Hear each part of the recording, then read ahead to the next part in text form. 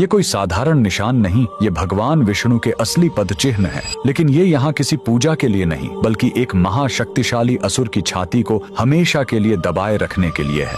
यह कहानी है असुर गयासुर की।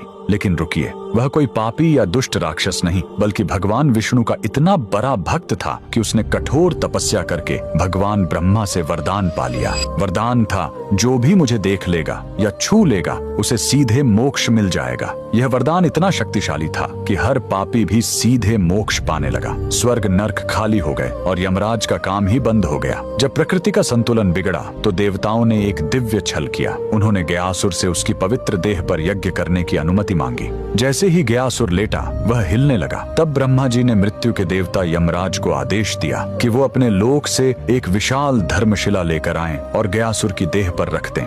लेकिन गयासुर फिर भी हिलता रहा।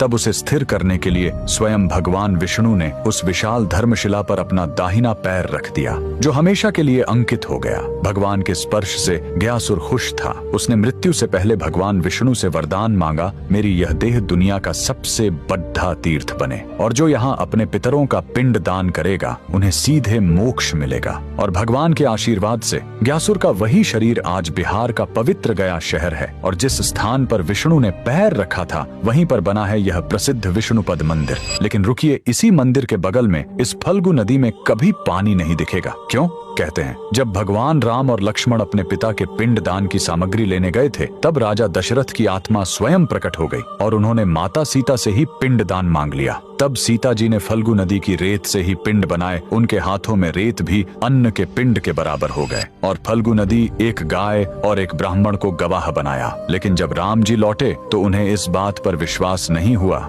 कि बिना सामग्री के पिंड दान कैसे हो सकता है। और राम के अविश्वास को देखकर तीनों गवाह डर गए और झूठ बोल गए। तब क्रोधित होकर सीता जी ने तीनों को श्राप दे दिया और फल्गु नदी को श्राप मिला कि तुम हमेशा सतह के नीचे ही बहोगी। कमेंट में जय श्री विष्णु जरूर लिखें।